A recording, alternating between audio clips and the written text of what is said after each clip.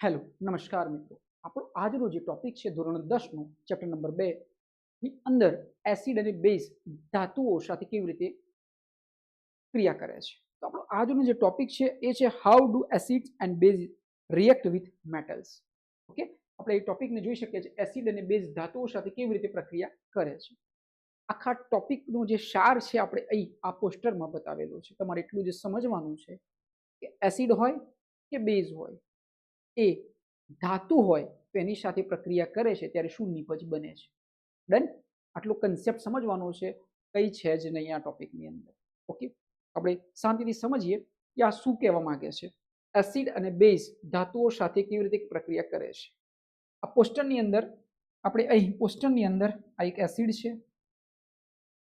આ એક એસિડ લીધું છે એક બેઝ લીધું છે રાઈટ એક એસિડ છે એક બેઝ છે ઓકે આ ઝીંક છે આ બી ઝીંક છે આ એક પ્રક્રિયા થાય છે શું થાય છે એક પ્રક્રિયા થાય છે પછી શું બને છે આ એક પ્રક્રિયાથી આ પરપોટા સ્વરૂપે ગેસ એ શું છે એક હાઇડ્રોજન વાયુ બને છે શું બને છે હાઇડ્રોજન વાયુ બને છે એ જ રીતે આ બેઝમાં બી શું બને છે એ જ રીતે બેઝમાં બી શું બને છે આ પ્રક્રિયાથી હાઇડ્રોજન વાયુ કે ડન તો આખા કન્સેપ્ટની અંદર માત્ર ને માત્ર એટલું જ સમજવાનું છે એસિડ અને બેઝ સાથે ધાતુની પ્રક્રિયા થાય છે તો એ H2 ગેસ છૂટો પડે છે આ છે તમારો મેઇન ટોપિક કયો ગેસ છૂટો પડે છે H2 ગેસ અને આ પોપઅપ અવાજ આવે છે દિવાસળી મૂકતા તો એ પોપઅપ જે અવાજ આવે છે એને કહે છે પોપઅપ ટેસ્ટ એના દ્વારા આપણને ખબર પડે છે કે આ H2 ગેસ છૂટો પડ્યો છે આપણે એટલું જ સમજવાનું છે આખા ટોપિકની અંદર કે મેટલ લીધી કોઈ બી મેટલ લીધી માની લો એ ઝીંક લીધી છે અને એસિડ સાથે પ્રક્રિયા કરે છે HCl સાથે પ્રક્રિયા કરે છે તો શું બને સોલ્ટ બને અને હાઇડ્રોજન ગેસ બને H2 છૂટું પડશે જે આપણે આગળ સમજીશું સેમ એ જ રીતે છે મેટલ છે એની સાથે બેઝ લઈ લઈએ એસિડના જગ્યાએ બેઝ લઈ લઈએ તો બી શું બનશે સોલ્ટ બનશે અને શું બનશે હાઇડ્રોજન ગેસ બનશે આખા ટોપિકની અંદર માત્ર ને માત્ર આ જ કન્સેપ્ટ છે કે એસિડ અને બેઝની મેટલ સાથેની પ્રક્રિયાથી અંતિમ નિપજ શું બને છે તો સોલ્ટ પ્લસ ગેસ બને છે જે છે હાઇડ્રોજન ગેસ હવે થોડું ડિટેલ સમજીએ કે કેવી રીતે આ બધું થાય છે પ્રયોગ દ્વારા આપણે સમજીએ તો બનેલા રહેજો વિદ્યાર્થી મિત્રો આપણે બહુ સરળતાથી સમજાવીશું એક ઇઝી રીતે બી સમજાવીશું આ છે તમારી બુકની અંદર આપેલો એક પ્રયોગ છે રાઈટ છે જેની અંદર આપણે આ ટેસ્ટ ટ્યુબ છે આ જે છે એની અંદર આપણે ઝીંકનો પાવડર અને હાઇડ્રોક્લોરિક એસિડ ઉમેરેલું છે શું ઉમેરેલું છે ઝીંક ગ્રેન્યુલ્સ અને ડાયલ્યુટ સલ્ફ્યુરિક એસિડ એટલે કે મંદ સલ્ફ્યુરિક એસિડ તો જુઓ આ ઝીંક છે આ ડાયલ્યુટ સલ્ફ્યુરિક એસિડ છે પછી શું થાય છે આ એક પ્રક્રિયાથી પ્રોસેસથી શું થાય છે બબલ્સ બને છે અને આ શું છે હાઇડ્રોજન ગેસ છે કેવી રીતે ખબર પડે ભાઈ એ દિવાસળી અથવા મીણબત્તી લગાવવાથી દિવાસળી એટલે કેન્ડલ અથવા મીણબત્તી લગાવવાથી hydrogen gas with pop up sound સાથે ખબર પડે ખબર પડે છે પોપઅપ સાઉન્ડ આવે છે જેનાથી આપણને ખબર પડે છે કે હાઇડ્રોજન ગેસ છે hydrogen gas with pop up sound તો આ છે આખો કન્સેપ્ટ આપણે એટલું સમજવાનું છે કે મેટલ પ્લસ એસિડની પ્રક્રિયાથી અંતિમ નિપજ શું બને છે હાઇડ્રોજન વાયુ ગેસ આપણે એની નિપજ બને છે ઓકે ડન તો આપણે હવે આગળ જઈએ આ તો તમારો પ્રયોગ ઓકે આટલું જ બસ સમજવાનું છે કે આ એક ઝીંક છે મંદ સલ્ફ્યુરિક એસિડ લીધું શું થયું એક પરપોટા બહાર આવ્યા મીણબત્તી લગાવીને જોયું તો ખબર પડી કે પોપઅપ સાથે સાઉન્ડ આવે છે અને શું છે જે ગેસ બળે છે શું છે હાઇડ્રોજન ગેસ છે આટલો કન્સેપ્ટ સમજવાનો છે ચલો જો એક concept wise step by step સમજીએ તો બનેલા રાખજો ઇઝી છે સૌ પ્રથમ પ્રયોગમાં શું છે તો એક ટેસ્ટ ટ્યુબ છે તો છે આપણે બતાવી એક ટેસ્ટ ટ્યુબ છે આ ટેસ્ટ ટ્યુબ છે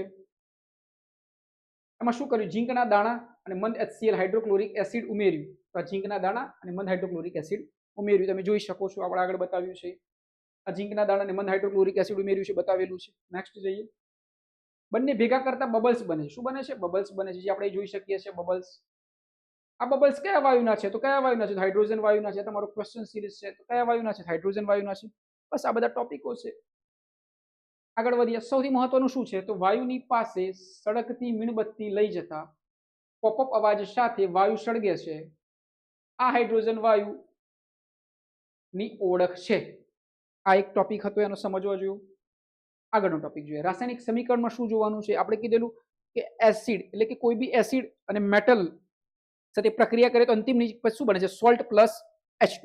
યાદ રાખવાનું, સોલ્ટ પ્લસ H2. તો જુઓ અહીં આ એક ધાતુ છે ઝીંક, હાઇડ્રોક્લોરિક એસિડ છે. તો ધાતુ અને એસિડની પ્રક્રિયાથી શું બને છે? Salt plus H2. અહીં શું બનશે? એક સોલ્ટ બનશે. આ એક સોલ્ટ છે અને H2 ગેસ છે, એટલે આ ગેસ તરીકે દર્શાવેલું છે. બસ આને સમજવાનું હતું. કોઈ બી સમીકરણ યાદ રાખો કે acid plus H2 sorry acid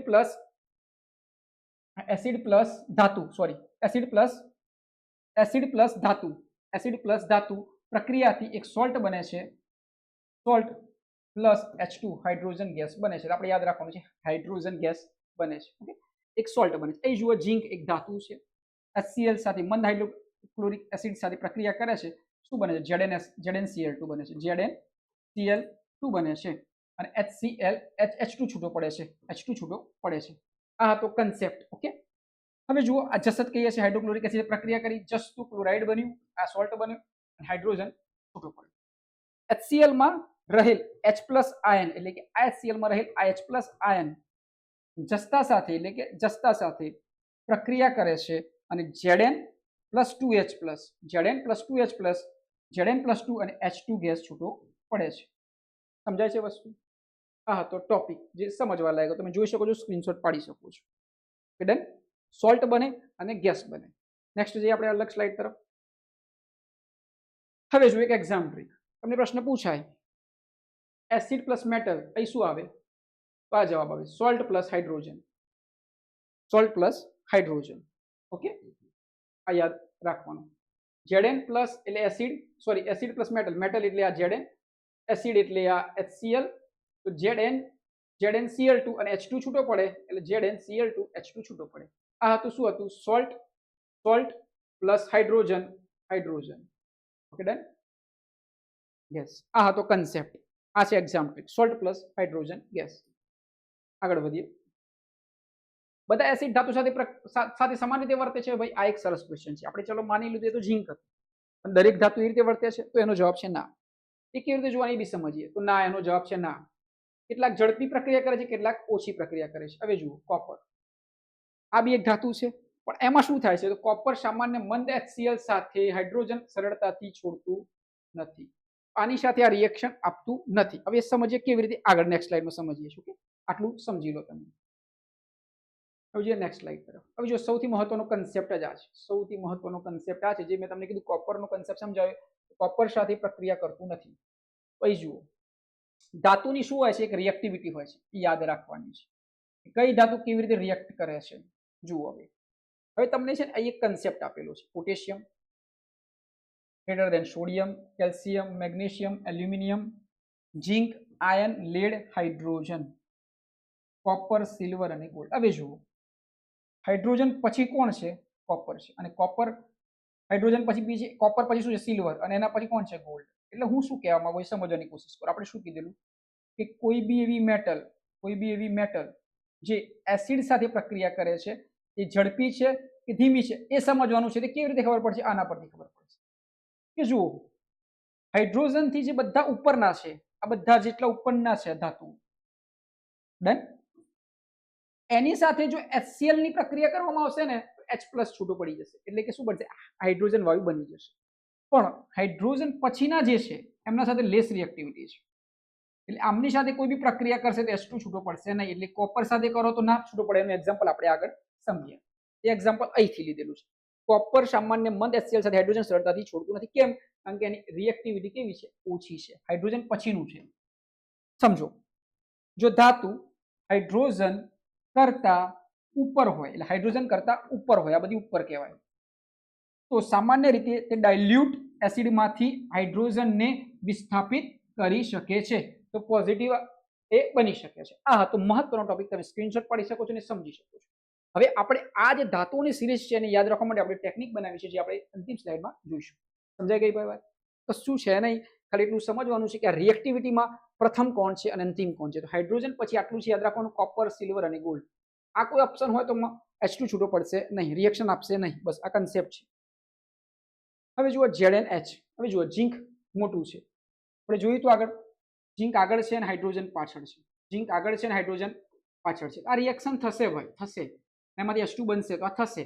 પણ અહીં શું છે, અહીં શું છે, H આગળ છે અને Cu પાછળ છે. જો આવું છે, H આગળ છે અને Cu પાછળ છે, અહીં H પાછળ હતું. H જો આગળ હોય ને ધાતુ પાછળ હોય તો રિએક્શન નથી, તો CuH2 આપતું નથી. બસ આ હતો કન્સેપ્ટ. આપણે શું જોઈએ, હાઇડ્રોજન કરતા ધાતુ આગળ જોઈએ તો રિએક્શન આપશે. આ હતો એક મેઇન કન્સેપ્ટ. સમજી ગયા? સ્ક્રીનશોટ પાડી શકો છો, જોઈ શકો છો. નેક્સ્ટ જઈએ આપણે. એકદમ ઈઝી છે, સમજતા જાઓ. સ્લાઇડ બાય સ્લાઇડ સરસ સમજાવેલું છે. હવે જુઓ, ધાતુ એસિડને મળે, ધાતુ ઝીંક HCl એસિડને મળે તો સોલ્ટ બનાવે, હાઇડ્રોજન છોડે એટલે ગેસ બનાવે. તો જુઓ, આ ધાતુ, આ એસિડને મળ્યું, આ ધાતુ, આ એસિડ હાઇડ્રોક્લોરિક એસિડ, તો શું બન્યું, ZnCl2 એક સોલ્ટ છે. શું છે? સોલ્ટ. અને H2 એક ગેસ છે. પોપઅપ થી આપણને ખબર પડે છે, રાઈટ? એ ટેસ્ટથી આપણને ખબર પડે છે. નેક્સ્ટ જઈએ આપણે. હવે જુઓ ટ્રીક. જે આગળનો જે ટોપિક હતો એની ટ્રીક હતી, પપ્પા સવારથી ચા મંગાવે, અમિત જટ ઇડલી લે, હર્ષ ક્યારે ચાંદી ગણે.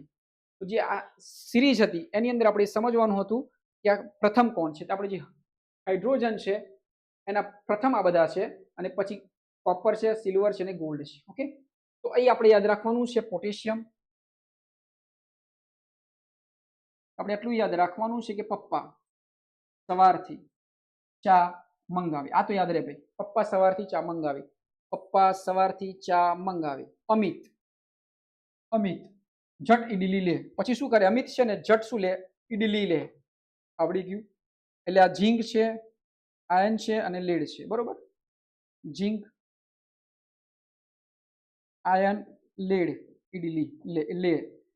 હર્ષ શું કરે, હર્ષ, હર્ષ, હર્ષ ક્યારેક, ક્યારેક એટલે સી લખેલો છે, સી, ક્યારેક, ક્યારેક, ક્યારેક ચાંદી ગણે. ચાંદી એટલે સિલ્વર ગણે, એટલે સિલ્વર આવે જવાબ.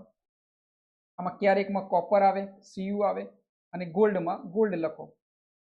આ તો કન્સેપ્ટ. H માં શું આવે, હાઇડ્રોજન આવે. શું આવે? હાઇડ્રોજન આવે. તમારે એટલું જ યાદ રાખવાનું છે કે પપ્પા સવારથી ચા મંગાવે, પપ્પા સવારથી ચા મંગાવે, પપ્પા સવારથી ચા મંગાવે, અમિત જટ ઇડલી લાવે, અમિત જટ ઇડલી લાવે. લાવે પછી શું, બીજો એક વ્યક્તિ છે, અમિત અને હર્ષ બે છે. તો હર્ષ શું કરે, હર્ષ ક્યારેક ચાંદી ગણે. બસ આ હતો મેઇન કન્સેપ્ટ, સમજવાનો રિએક્ટિવિટીનો કન્સેપ્ટ. Okay, done. તમે સ્ક્રીનશોટ પાડી શકો છો. ડન. તો આ હતા potassium, sodium, calcium, magnesium, aluminium, zinc, iron, lead, hydrogen, copper, silver, gold. તો આ હતો એક મહત્વનો ટોપિક જે આપણે સ્ટડી કર્યો, જેનું નામ છે એસિડ અને બેઝની ધાતુઓ સાથે કેવી રીતે પ્રક્રિયા કરે છે. તો આપણે યાદ રાખવાનું, હાઇડ્રોજન વાયુ, સોલ્ટ અને હાઇડ્રોજન વાયુ છૂટો પડે છે, પોપઅપથી ખબર પડે છે. અમે આશા રાખીએ છીએ કે તમે અમને શાંતિથી સાંભળ્યા હશે. અમે તમારી સામે જે રજૂ કર્યું છે તમે સમજી શક્યા હશો. અમે જે ડિલિવર્ડ કર્યું છે તમે સમજી શક્યા હશો. તમે વારંવાર આ વસ્તુને જોઈ શકો છો, પોઝ કરીને જોઈ શકો છો, અને તમે રાઇટ ડાઉન કરીને કેટલાક ક્વેશ્ચન સિરીઝને શોર્ટ આઉટ કરી શકો છો. આવા જ ઇન્ટરેસ્ટિંગ વિડીયો માટે તમે અમારી ચેનલ સમજાવવાને લાઇક કરો, સબસ્ક્રાઇબ કરો અને શેર કરો. પોતાની જાતને ચાહતા રહો અને ખરાબ આદતોથી દૂર રહો. બની શકે એટલું પોતાના ઉપર કામ કરો, પોતાના ઉપર સમયને ખર્ચ કરો. ફરી મળીશું એક નવા ટોપિક સાથે.